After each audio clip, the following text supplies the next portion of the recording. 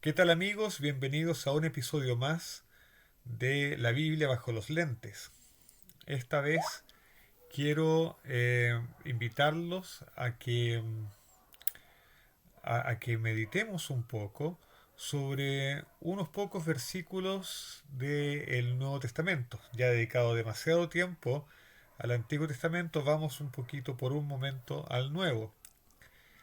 Quisiera entonces invitarlos a que consideremos el libro de Mateos, el capítulo 7 y versículos 24 al 27, que dicen así.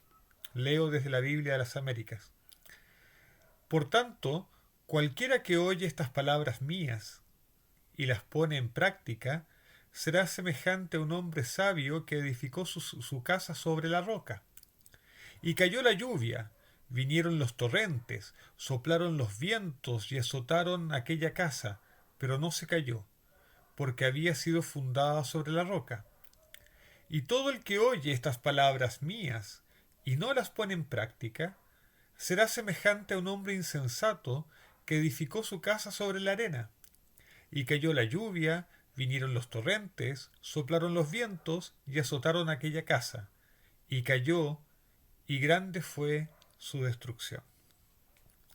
Estos versículos son muy conocidos, son palabras de Jesús, todavía en el Sermón de la Montaña, y son conocidas incluso para los niños, ¿no es cierto? Hay un corito muy conocido, muy tradicional, de construye tu casa, vida, iglesia sobre la roca y durará. Por respeto a ustedes no lo voy a cantar. Eh, y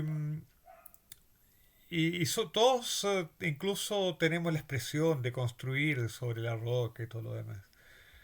Pero en general, en el mundo evangélico, se erramos cuando nos, nos toca aplicar qué significa construir sobre la roca.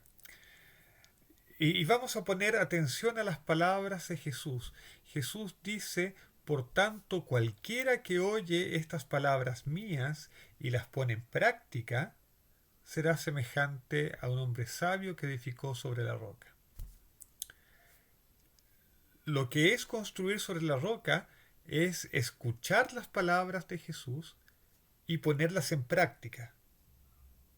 Y lo diferenciador es colocar en práctica. Porque el insensato que construye sobre la arena también escucha las palabras de Jesús, según el versículo 26, que dice, y todo el que oye estas palabras mías y no las pone en práctica será semejante a un hombre insensato que edificó su casa sobre la arena.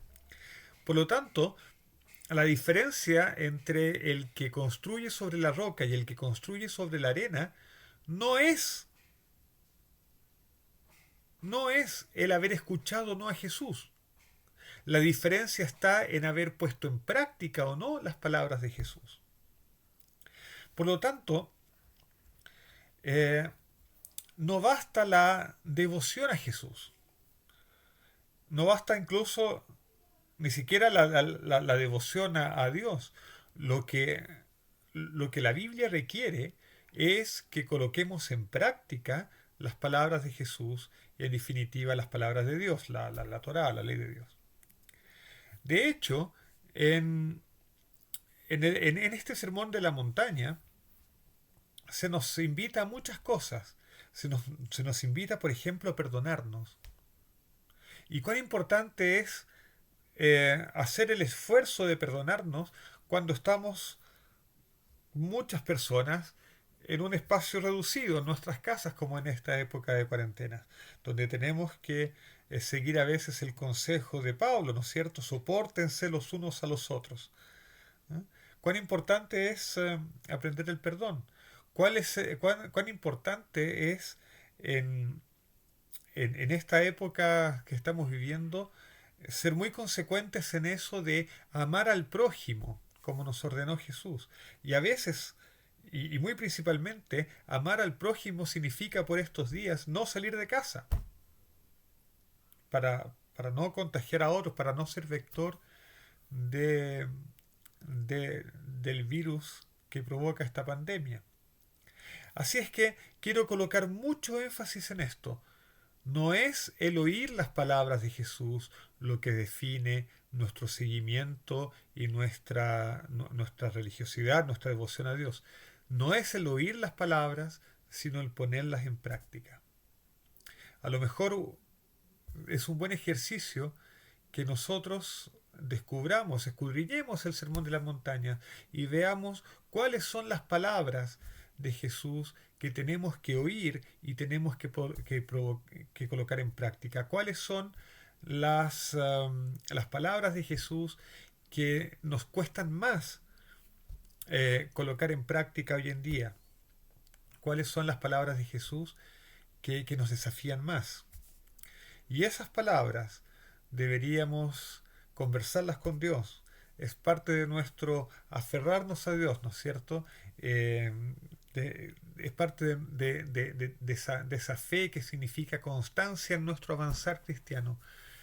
Poder decidir cuáles son las palabras que nos cuestan practicar y pedirle fuerza a Dios para que nos ayude en eso. Esto fue la cortita meditación para este medio de semana. Que tengan todos ustedes un excelente restante de semana. Cuídense mucho y que Dios nos bendiga a todos.